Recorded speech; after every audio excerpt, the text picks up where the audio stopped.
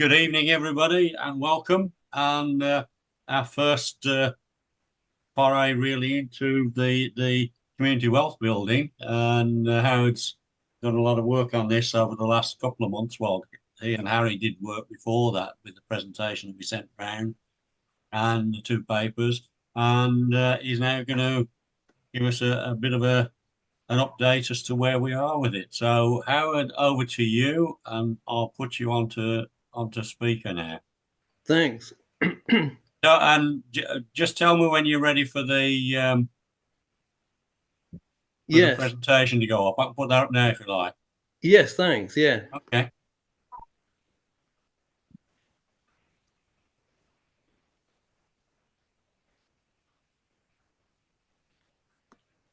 We should get, Great, thanks. I'm taking a leaf from the Freston model, and particularly from the talk that Paul Manley gave to Civic Vision. And the question arises that how different is our position from that in Freston? And we can see there are significant differences because in Freston, the local authority took a leading role in community wealth building, but unfortunately, there isn't the same enthusiasm in Lancaster. But I have to say that I've contacted the person responsible for community wealth building at the council, and they were quite enthusiastic about certain aspects of this that I raised with them. And I'll come back to that. So the question then is, given this relative lack of enthusiasm, what can we hope to achieve? Okay, next slide, please.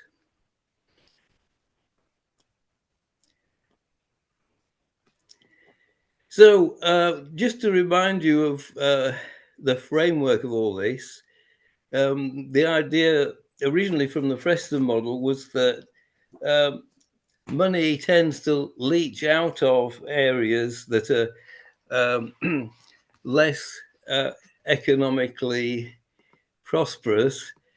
And how do you prevent money leaching out into, for example, hedge funds? I did some research on Serco, and via the Wall Street Journal and so on, and found that a lot of the revenue from Serco went into hedge funds. But anyway, so that's just an extreme example of what happens in any community, I think, to the revenue that's created there. So the idea then was, how can we circumvent this? How can you create a more circular economy where wealth is created and then reinvested locally? And the Freston model came up with the idea that in every community there are fairly embedded institutions, and these are and of a sizable nature, and these are called anchor institutions in the jargon. And in Preston, it was I think British Aerospace and the university and possibly the police. So that gives you some idea. And maybe that some aspects of that are transferable to Lancaster in terms of the NHS and the universities. And Paul Manley in his talk pointed out that you could get executives from anchor institutions to talk to each other and embrace the idea of local commissioning of services and what have you. Okay, so this leads us on to the next issue, which is how do we create a stable local economy? And this revolves around the idea of the embeddedness of enterprises. how do we ensure that anything that's prospering remains local rather than fleet of foot, if you like, and go off somewhere else? Fancy, fancy free organizations. So this again takes us to the point where we'll think about social enterprises, community interest companies, and co-ops. And the thing about these is that they are naturally locally invested. That is to say, they depend on their staff locally in a way that a lot of other companies don't. So these organizations depend on the motivation and creativity of their staff. And also are locally instituted through other charitable or other means or cooperative means, for example. Okay, can we go on to the next slide, please? So how can we create something that is embedded? What kind of ideas do we need? So we need to think about how we can create local wealth building that is self-sustaining. So it may be that some of these bodies might need grants to start off with, but the idea would be that they wouldn't be able to go on depending on grants. This would be just a launching pad, and that as a result of the grant, they become self-sustaining. But how do you become self-sustaining? So the answer to that question, arguably, then, is networks. That is to say, that you create synergies, you cooperate with other organizations which have complementary or similar needs depending on the circumstances.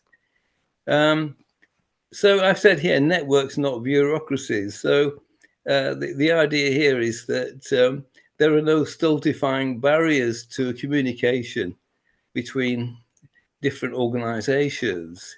So it's easy for people to interact and understand each other and their needs. So communication then is a very important aspect of all this, that people should be able to talk to each other in an uninhibited way. Now, research shows that if you have this kind of structure, then you've got flexibility, adaptability, and you can sort of change your arrangements depending on the circumstances. And also that this kind of organization creates innovation because of its adaptability. It's flexible, and there aren't the restraints that you get in formal or bureaucratic organizations to talking to people, sharing ideas, and so on. So as a result of this, then the kind of interactions we're getting are those of where people recognize each other as equals or colleagues, partners. And this is motivating, it's creating commitment, and it's also, because there are no barriers in the traditional sense, it's creating trust between people and the sense of obligation. A further important aspect of this is proximity, that people should be able to meet and talk to each other about their requirements and what can you offer in terms of, say, skills or training. So proximity then is important as a way of building understanding and trust between people and organizations. Okay, so if we go on to the next slide. So then thinking, what can the focus be? Initially, the focus was a number of things, but because of the constraints of time and energy, we had to whittle this down to look at something practicable. You know, what can we actually achieve in real terms? And we decided the answer to that question was to focus on training and skills resources that we could facilitate networking between people who had these things or wanted to share information about them as a way to developing their organizations. So what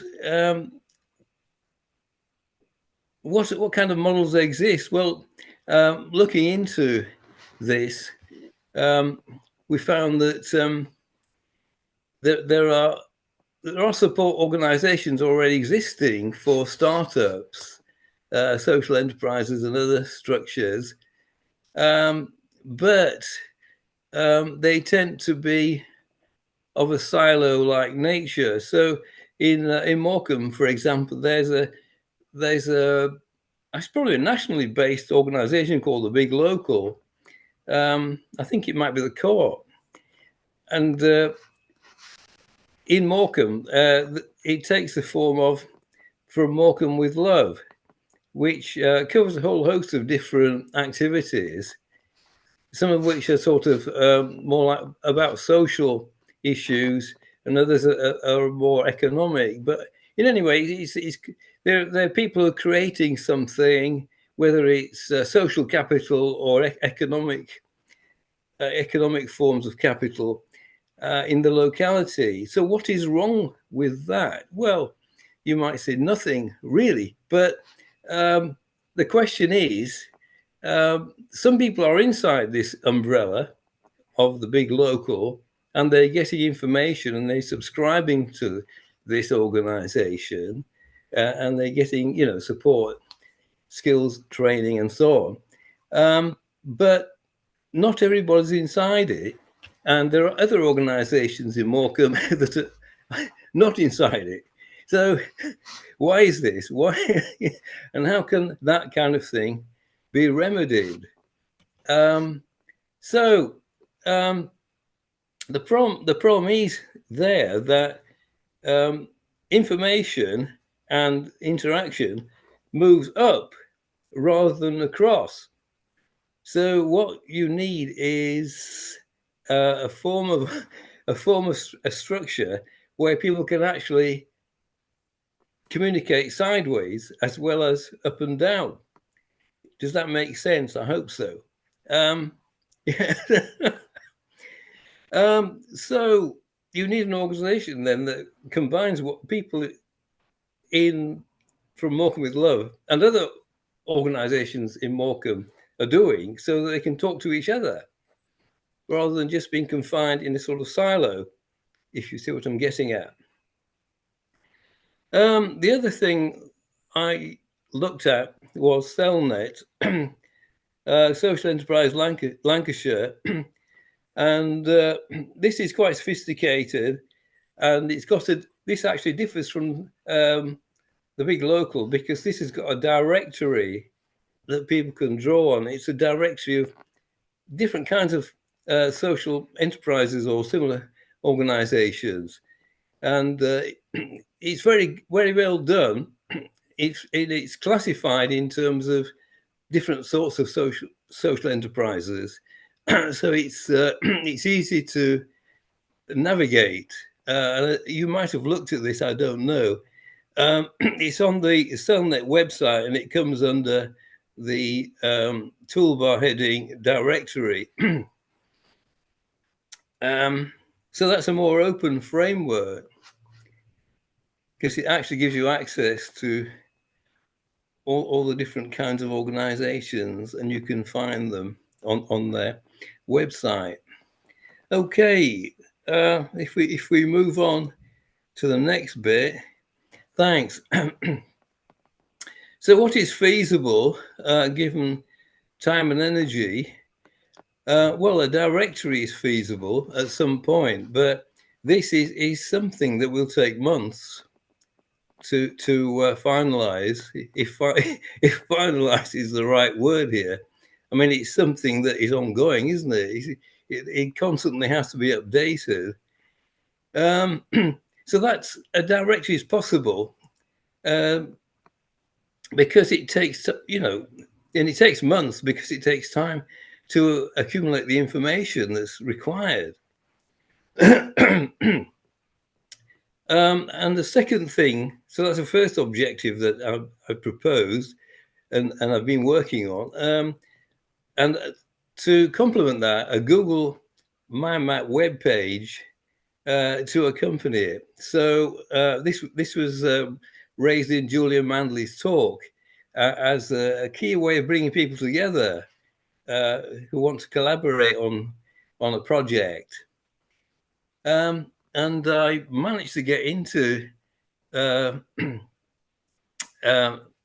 MyMap version of CellNet, and it was quite interesting because it looks at the social enterprises in Lancashire. Well, those that have enrolled within CellNet, and they're mostly Preston and south of Preston, although it does mention Queen's Market in Morecambe. But it's a map of balloons, the sort of thing on a Google map. And most of the balloons are in that area, and only a few are in Lancaster and Carnforth. So there's obviously a gap, there's a space to be filled. So that's an important point, that although there is this networking going on down in Preston and Chorley and so on, there's a big vacuum further north. No balloons. Right. So what have we got? Well, we could do those things, I think, in a few months. And we've also got the possibility of limited collaboration with the local authority, web access. Catherine Potter replied to an email, and she was quite enthusiastic about the idea of doing a web page of social enterprises. So that's a step forward, I think.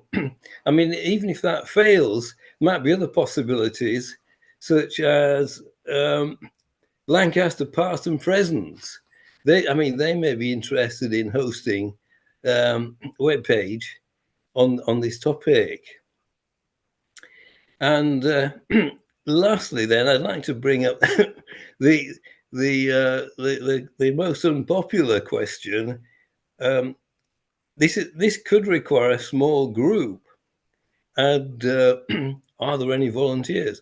Well, perhaps it's a bit premature to raise it here because we've only got 6 people, of which I'm one. But anyway, so that's the scenario. If we just excuse me, sorry, if we just go on to the next page. Thanks. So resources, I've used a couple of resources to support the intellectual framework. I looked at computer programming and how that works in terms of how people put things together on the internet. And what was interesting there was that this book by Steven Weber, The Success of Open Source, is referring to Linux. And he looked at the relationship between Linux and Microsoft. And he found that, well, Linux was a kind of voluntary organization, where people were actually creating web material. And he found that Microsoft were actually dependent on Linux in many ways for innovation. So it just shows what you can do without any formal structure. The second one, Burns and Stalker, that's a traditional management book. And the interesting point about it is that Burns and Stalker say that to get renewal in organizations, you need to bypass all the formal structures and create what they call organic structures, where people just meet together as equals and thrash things out.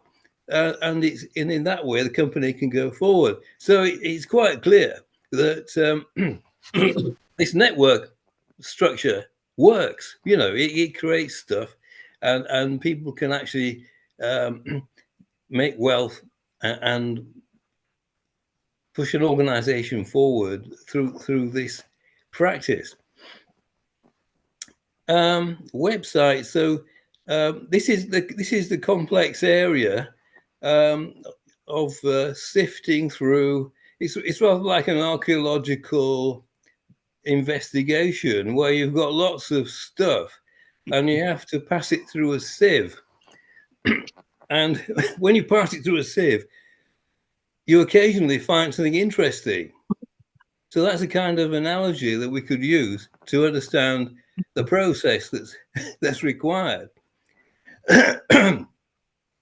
Okay, well, I'll stop there, and if there are any questions, try and answer them. Let me pop this down for a second then, and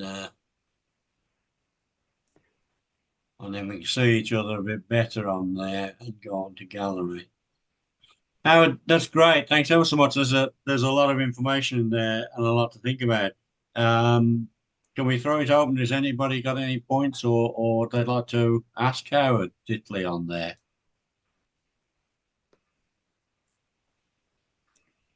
Nobody rushing forward. I've got quite a few points actually, which I actually found Julian Manley's talk very, very interesting, fascinating, and he was a lovely man to talk to. I communicated since as well, and he would be very keen to help in anything that we did here. First of all, you mentioned that you've reached out to the city council, Howard, to the guy who's in charge of the community wealth building. Who is that? We don't even know at the moment. It's Catherine Potter. But she's a councillor, Howard. Yes, yes, that's right. Who's the actual officer? I don't know. I couldn't find it on the website. It was Daniel, and Daniel's been promoted. So we're saying, I think that then that they haven't recruited anybody yet. Yeah, probably. I think. Okay, all right. The other thing, can you tell us a little bit about what's the difference between CICs and co-ops? Because the Queen's Market is a CIC. Yeah. Can you just explain what that is? Well, the CICs operate with a board of trustees, and and so the members, excuse me, delegate decisions to the trustees. And in the co-op, all the members are participate in the decision-making process. Oh, okay, got you. So, do you know what what they did in Preston, Julian Manley, what they set up?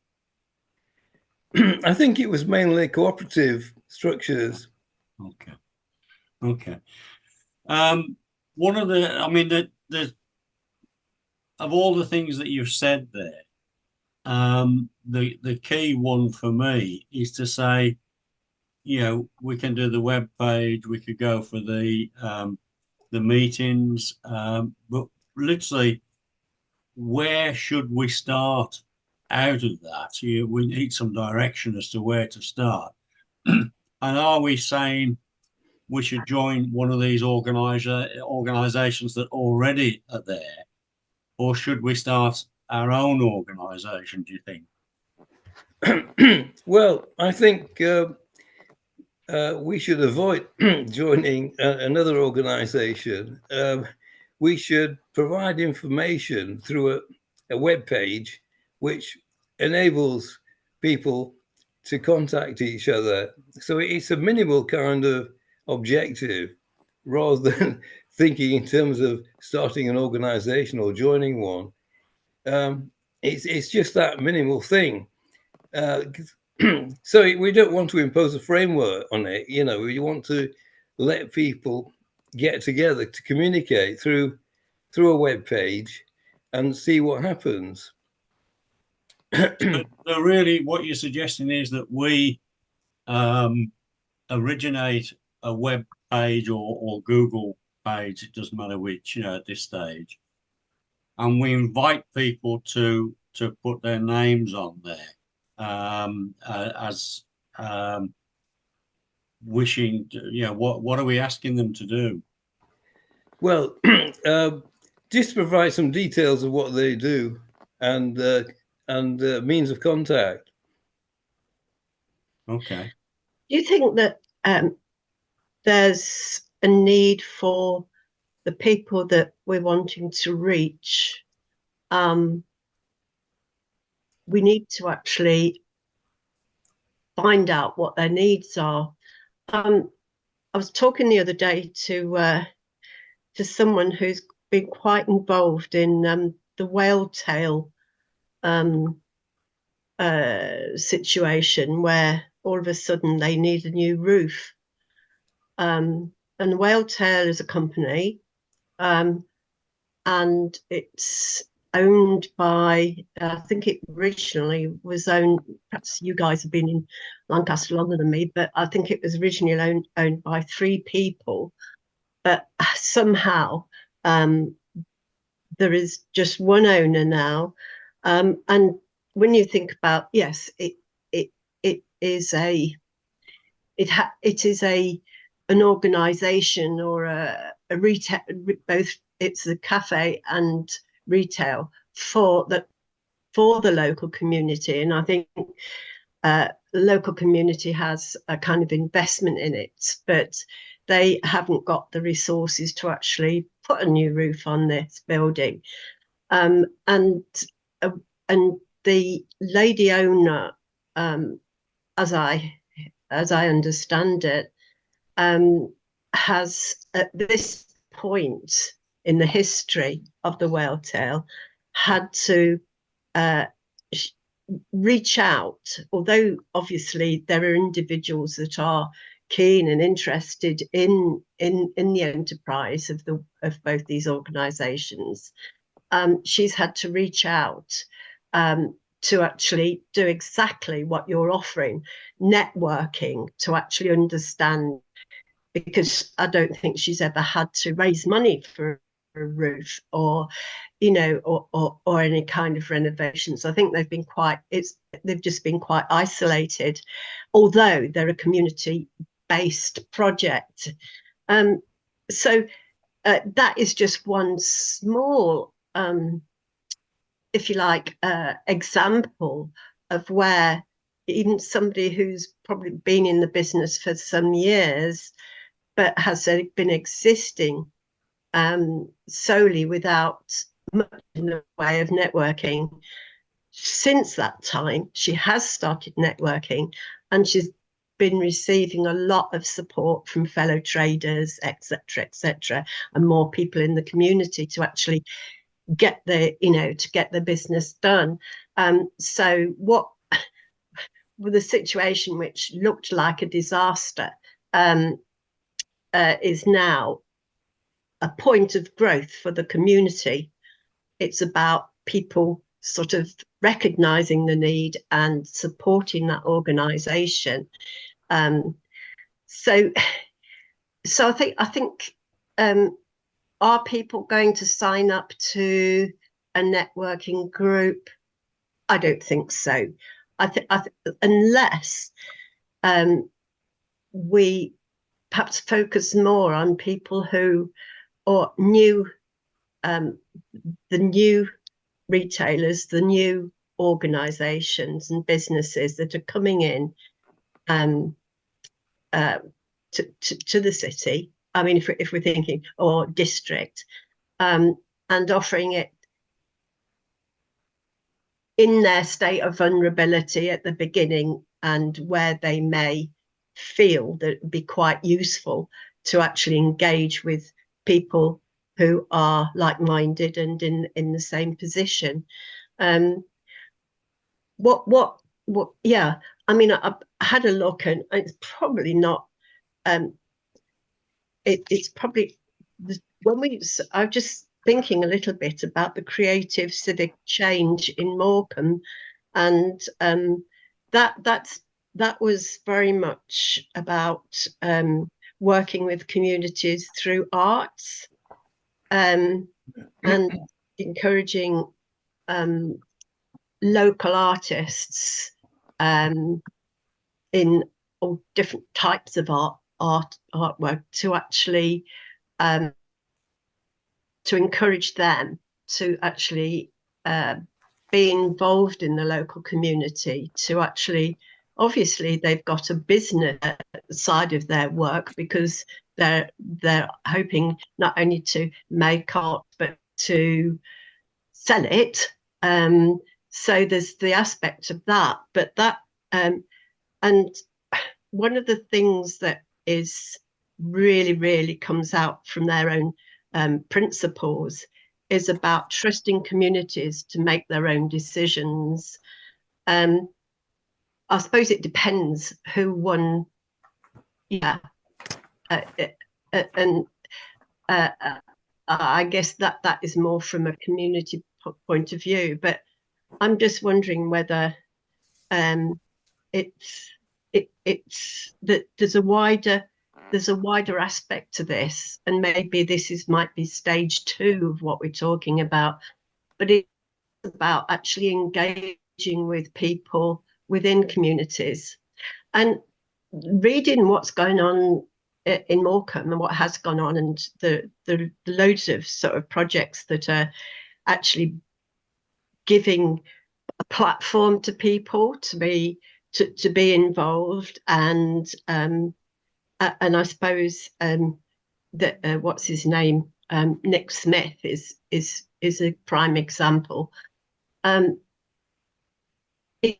It's about enabling communities, I think, to actually have to understand, or people that want to be involved, to actually have the opportunity to collaborate, to actually build people's confidence up. And I think that is something that needs to happen. And I was wondering about the thought that whether it would be a good idea for the civic society to actually focus maybe on an area to begin with, like Morecambe. I mean, I think a lot of the work the good work that's been happening in Morecambe, it looks as though that the funding is running out, and so I mean, there are some things that are actually ongoing, and obviously the Queen's Market is something that is there and is being developed. And I think that certainly, David, you've seen it, and and it looks, from the photographs and whatnot, and from what Nick says, that there's fantastic opportunities for all sorts of people to actually be involved in that, to use their skills and knowledge in that, and actually so I'm wondering whether, given, because they reference the Eden Project, and I'm thinking that this is purely from Civic Vision's point of view, whether it would be a good idea to concentrate on an area like Morecambe, because it's not well heeled. It's not, it's an area where there is deprivation still, and whether an investment of civic societies, civic visions time and possibly a bit of money, funding, put it in that direction, and try and further the links between this work, that this tremendous work that's already going on in Morecambe, and where there's loads of information about it, with what we will see happening over the next 2 or 3 years with the development of the Eden project, which is going to be tangible and which is going to sort of create, as they say themselves, more jobs, but going to create more interest. And I'm just thinking that our focus could well do with being targeted somewhere. But that's just my opinion. Well, Don't know.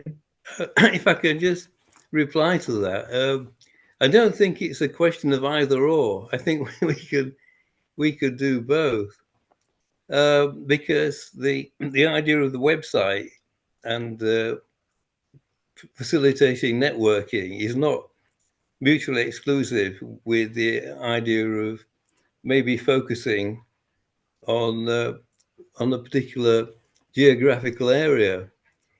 And secondly, I think the case of the whale tail that you raised is really interesting, and we could use that as a case study if we had the details of how it worked. That would make a good example of this kind of network practice, and how it enables businesses to sustain themselves. So I think that would be a good idea. And anybody else want any points I want to make at this stage? I'm a bit lost, David, I'm afraid. You know, I when originally looking at this idea, I was thinking of the waste of opportunity we have in the area, and really the lack of enterprise in, you know, which until recently in Morecambe has been significant, and I think is now significant in Lancaster. But there are a lot of students come to the university, which is how I started off, but it couldn't matter wherever they come from, who have ideas but no money. They can see, you know, what is happening in their own communities. They can see it's lacking in Lancaster and Morecambe, but they can go along the promenade, and until a while ago, they could see the Alhambra falling into bits, the church near the Battery falling into bits, but they could do nothing about it, however good their ideas were, because they had no money. So there's a limit to how much people do volunteer-wise. I presume the staff are paid, even in the whale tail and so forth. But unless there's some money put on one side for as the whale tail came up with expansion, for development, for repairs and so forth, and if the trustees and so forth are unpaid, there's a limit to how much volunteer effort people are prepared to put in. So I'm a little lost at that side. I agree we don't want the money going out of Morecambe into funds elsewhere, but I have a cousin who's started a computer business, but he has relied on these people who are given tax relief for investing in new companies and so forth. And luckily it's worked for him, but there's a lot of people it doesn't work for. And that's how I saw trying to help them to develop business. I don't mind if it's profit making or non-profit making, really, just to get it in the area and to let it stay in the area and not go off somewhere else. I must admit, there's some interesting points coming out. I mean, what Diane was saying, yes, we need all of that can be encompassed, and there are organisations. Howard's mentioned there's lots of organisations. They don't seem to be joined up at all. So it's where to go, where to start off. Richard, you bang on the opportunities we've got with the students of the university, and we're not capitalising on that. So for me, I mean, there's three major points that come out on this. Howard has made a call for volunteers to set up, in effect, a steering committee, I think, to move on to this. That we definitely need, otherwise we can't go any farther.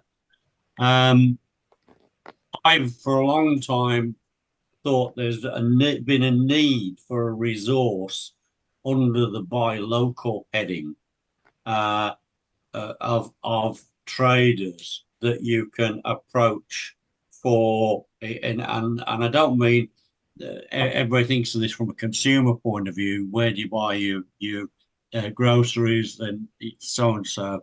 Well, yes, there is that aspect of it, but there is the business side of it as well. And that was highlighted to me today with a project that we've got going on in Lancaster for the Streets Are Ours. We've got somewhere identified, we've got some plans out. If it's approved on Friday, we will go out to tendering to try and get that done quickly. But the City Council have already mentioned that they have reached out to the people that they usually deal with. You know, so this is not going out generally.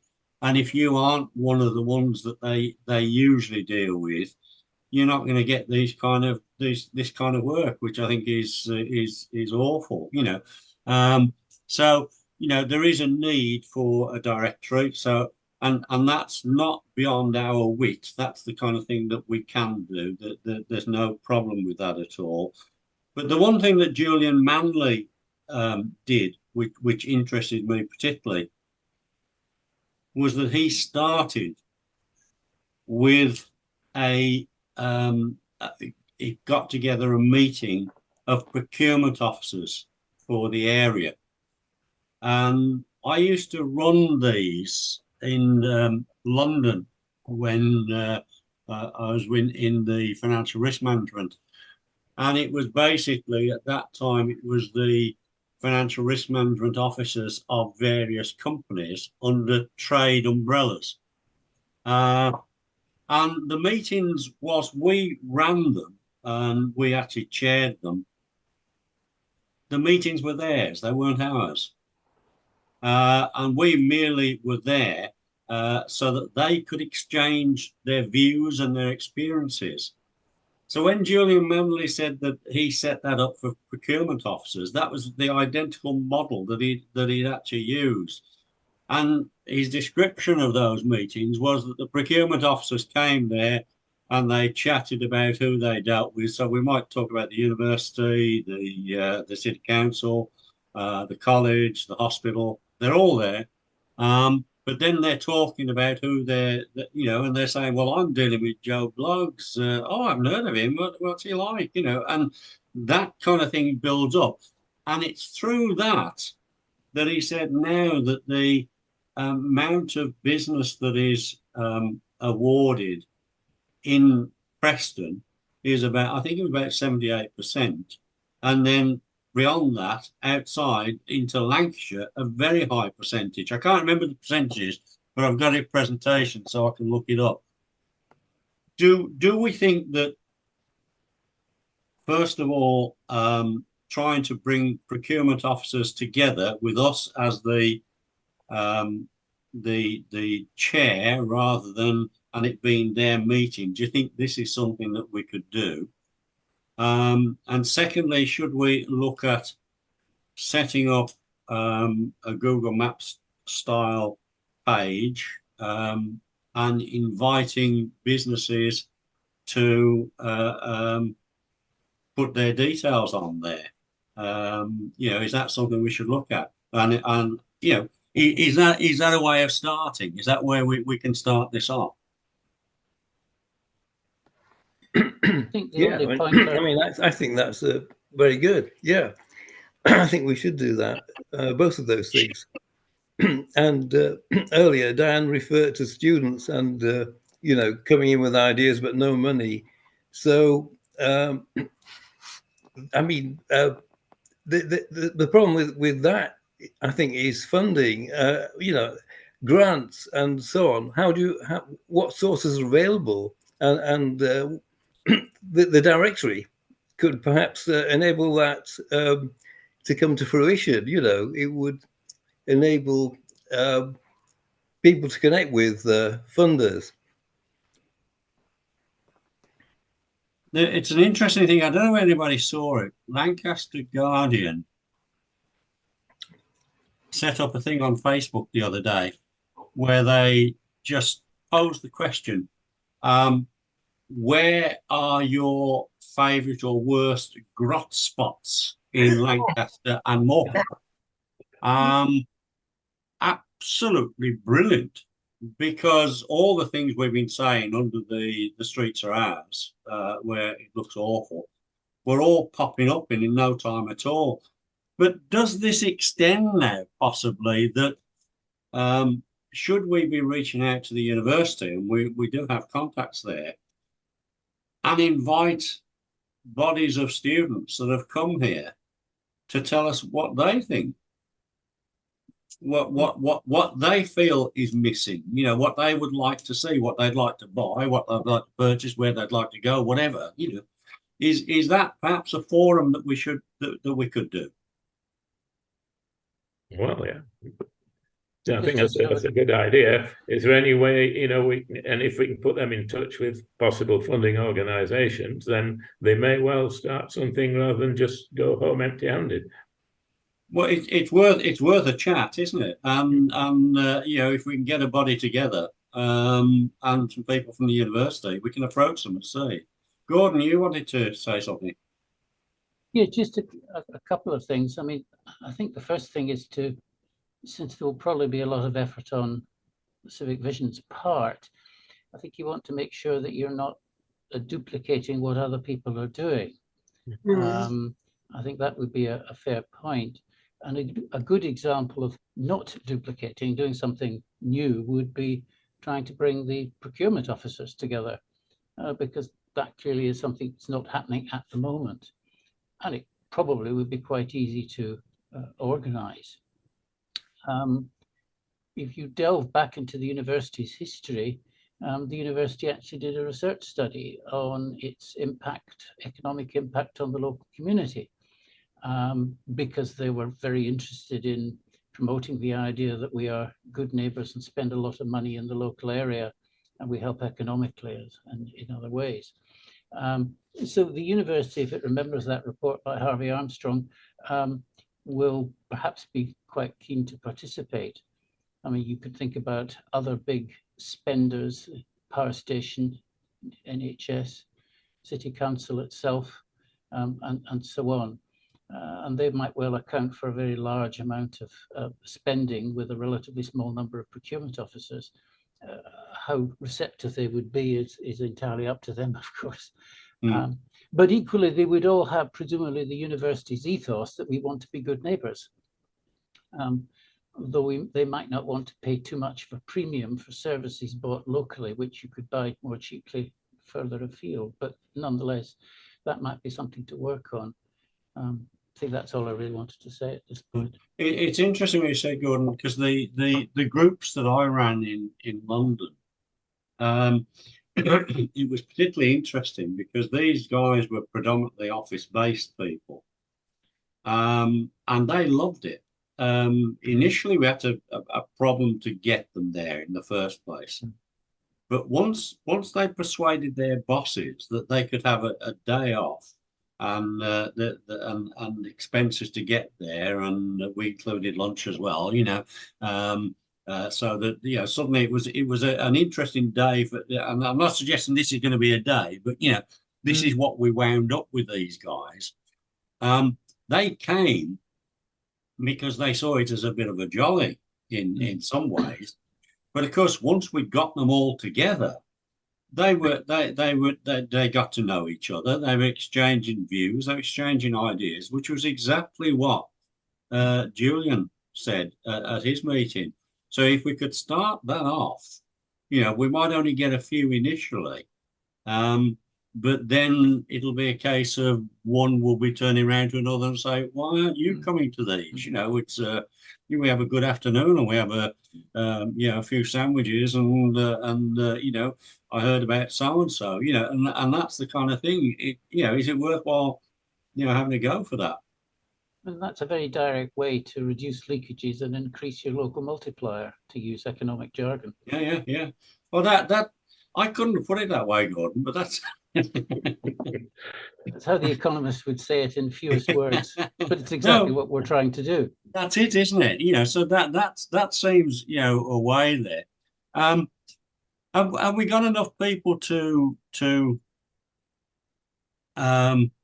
get a little steering committee together to really? I'm thinking to look at the aspect of the do we want to do a web page, or my worry with the web page is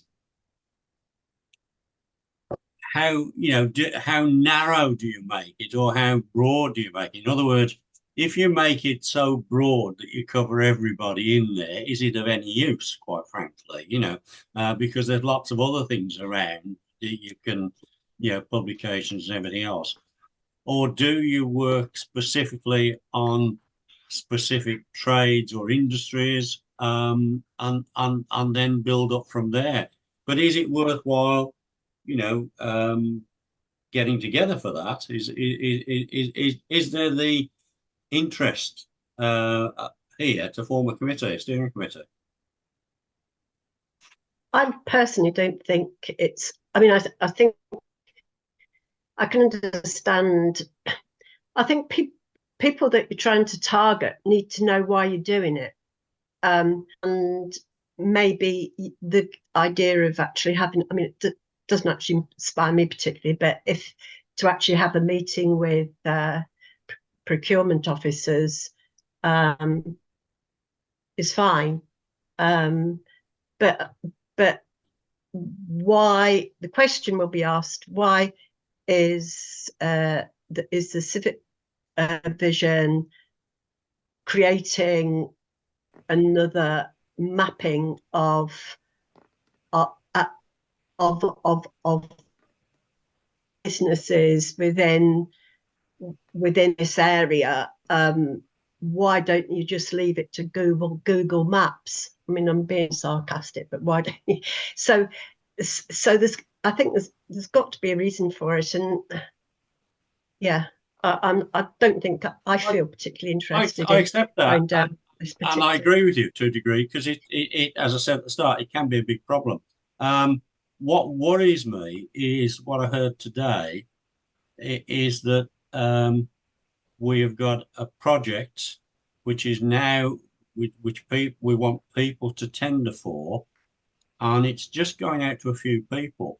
Now, my question mark to that is, well, how many people aren't aware of the procurement procedure, so they don't even get in the hat, let alone get the chance of being drawn out? And that is what I feel is wrong with the system at the moment. Can you tell me, Diane, how to approach the NHS for a contract? You've got some knitting that you think is marvellous, and you think they could take it. Who would you approach? Who would you offer it to? You have to go through a member of parliament, wouldn't you, to do that, to get any kind of procurement and that? I just have got my when I look at the nature of what the civic vision is doing at the moment and who is involved, I'm not sure that we're up to it. I mean, yeah, you could do a brilliant mapping of, but David, no, I'm in no agreement, problem whatsoever. with you with the mapping, but it's that aspect of it. But it's about why are we doing this, and what business is it of ours, and and what's the end goal, and I suppose my interest in this was slightly different anyway, so don't take any notice of me.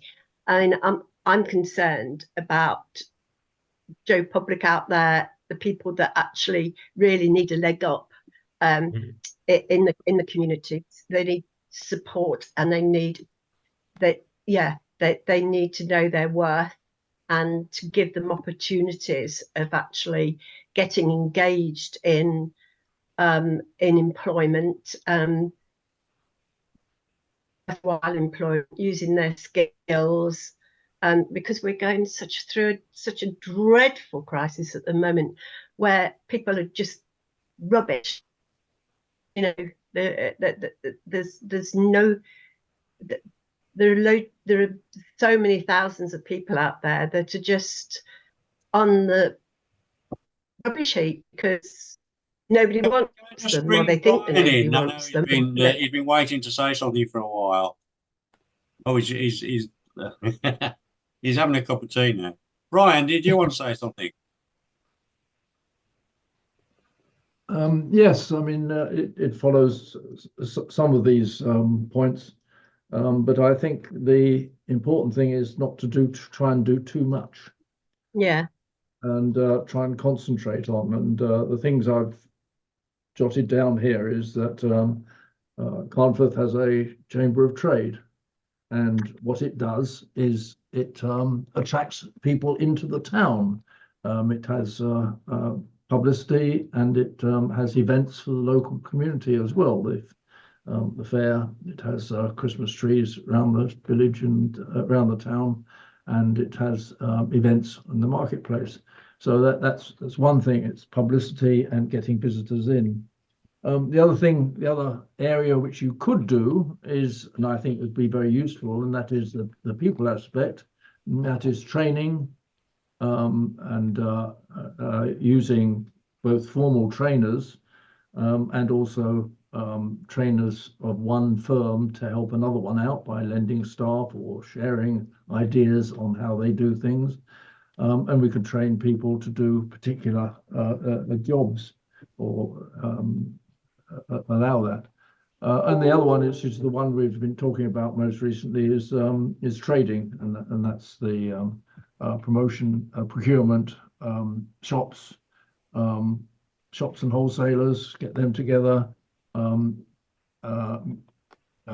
also things like helping people to start up a business. I mean, I can see if you want a city, if you want an example, Lancaster is just full of takeaways now and restaurants, and it would seem to me that one could do something like helping Chinese students to set up a Chinese takeaway, or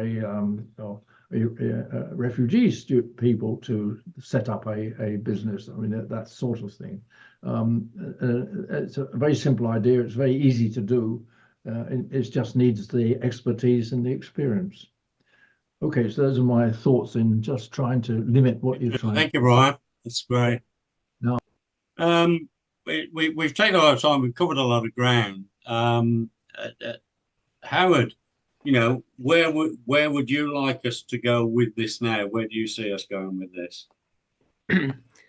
From what you've heard tonight, you know, what we said tonight. What I've heard, well, I think we need the directory and possibly some mapping, but also useful case studies that can be put on a website to show just how it's possible for people to come together in the way that Diane talked about the Whaletail Cafe and how that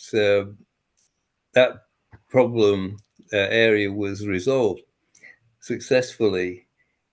So I think though we need a case study, it shows how to do these things, how you can actually come together and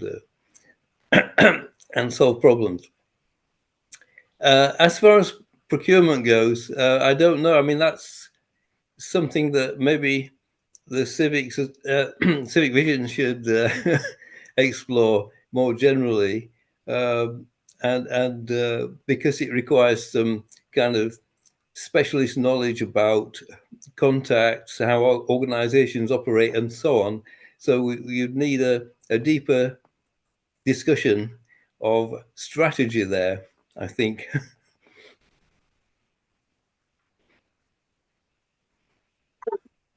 Okay, Richard, any No, it's too vague really for me at the moment.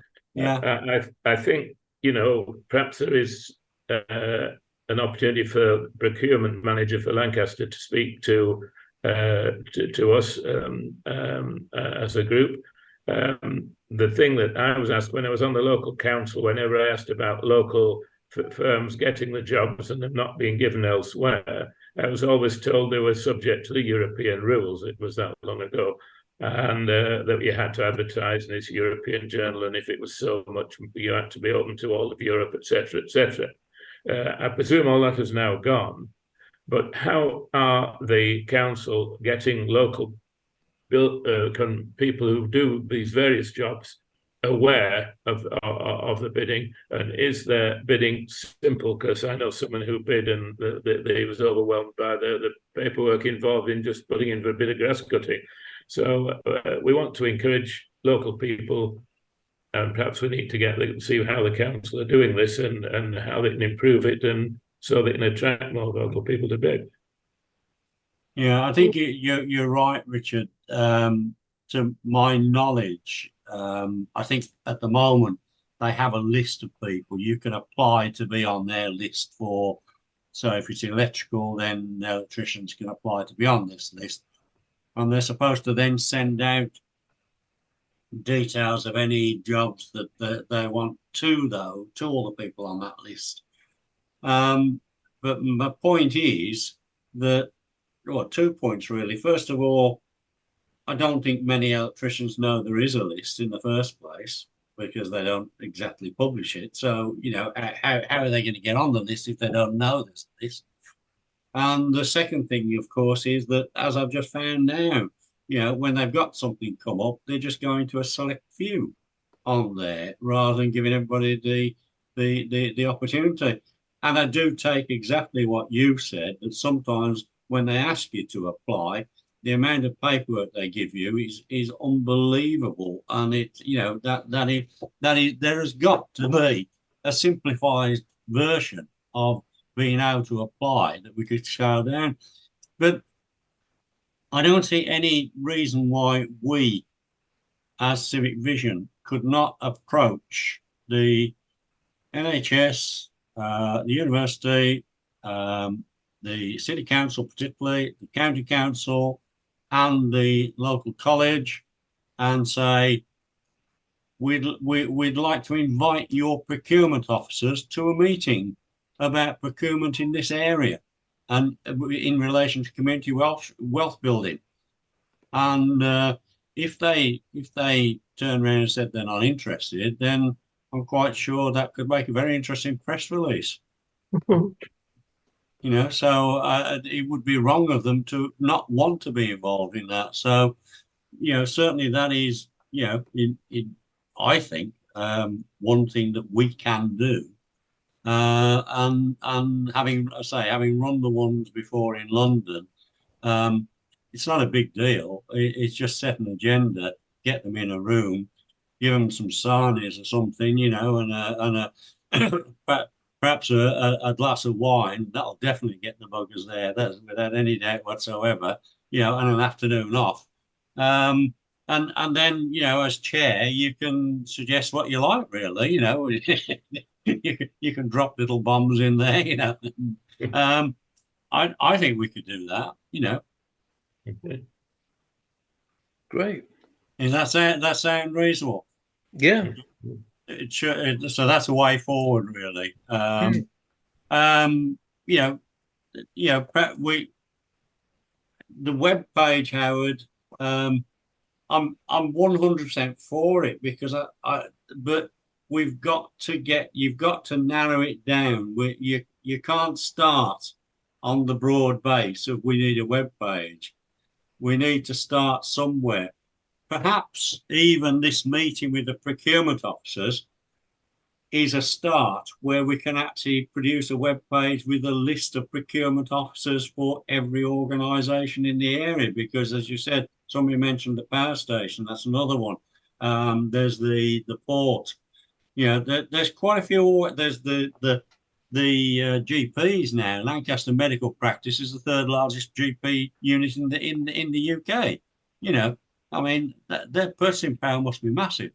You know, we I ought to think be. these are separate issues, you know, because the CellNet model is broken down in different classification subsections, and it's clear, you know, who's involved in what, and you could use that as a template for developing your website. And so you've got, you know, crafts, and you've got social skills and training. So it's all in different under different subheadings. So I know how it works, Howard. You know, I used to run the thing called the Best of Lancaster for about 5 years, and that was and the problem you've got with this is if you ask people to put their name forward, you might start getting the rather dubious element coming on and getting on there. Mm. And people see it then as a recommendation that you've actually recommended these people. So there are pitfalls on this. You know, you can open up a web page and say stick your name on there, and you get all the rows going. And when I was the care officer for the Lancaster group of Freemasons, I had some very sad cases that I had to go out to deal with of widows who had local traders come in and ripped them off on minor jobs for quite large amounts, you know. So, you know, it's one thing to produce a web page and say stick your name on there. That's very easy. But are you going to be, how are you going to police who goes on there, you know? And so perhaps it might be a better way to go via the buyers and who they recommend that, you know, you only get on there by recommendation. It yes, is a minefield, Howard. it is. Yeah. I mean, I'm not trying to put a dampener on it, but No. but having been there, you know, the thing with the Best of Lancaster, in any category, I only recommended 2 people, and that was based on them having recommendations, you know, and we had endorsements for other people. And you could only get on there if your quality was the best quality. That was why it was called the Best of. And that was my control over the quality of the people that were on there. But if you just open it up, which we can do, but perhaps it's something we need to discuss at you know, at another meeting, perhaps. Yeah. Yes. So, does that sum up? Is that okay then? That perhaps I'll look at producing a meeting for procurement officers, and I'll circulate everything round. And do you want to have another meeting in what? Well, we've got another one next month, haven't we? In effect, we should have. Well, do you think that you should go back to Tuesdays? Because the reason why some people might not be here is because we agreed that the regeneration meeting would be on a Tuesday evening. I don't know. Might be. I've got it wrong and sent out the wrong date on there, but you know, so that could well be the reason. I'm surprised James isn't there. Well, perhaps he'll come tomorrow. He won't be able to get in then. It'd be too late. That's a good point. You know, because I'd go down. It was Monday, so I put it all down as Monday, and here we are. Yeah. Well, I mean, I think if we have a meeting next month, it should be more diverse in terms of topics. You know, people might want to talk about transport, for example. Well, we've done quite well tonight, haven't we? We've covered quite a bit of ground on there. So yes. Yeah. Okay. Well, let's leave it there then, and we'll reconvene next month, hopefully on the right date, and and see where we go from there. Is there anything else anybody wants to talk to mention? Only a thought, whether there'd be any sense in whoever's going to summarize all this, do it in the form of report for the next executive, and and ask specifically if there are people, if there is a person or if there are people who would be interested in developing what you're proposing. Yeah. Ask for volunteers, really. Yeah. Ask for volunteers. You'll Yeah. be sure not to get them. Well, you never know. You never know. No. All Might right, that's inspire- lovely. Well, thanks ever so much anyway for all your time. Thank you, Howard, for your presentation. It was interesting. I'll circulate the presentation round as well. Thanks. I'll create some minutes for this and send it round to everybody so that everybody will see. And then that's the formulation of the next meeting that we've got the minutes from this meeting. Great. Okay. Okay, thanks everybody. Great to see you. And Happy New Year. We haven't said it already. You know, I'm repeating myself a lot on this now. Good night. Take care now. Bye. Bye-bye.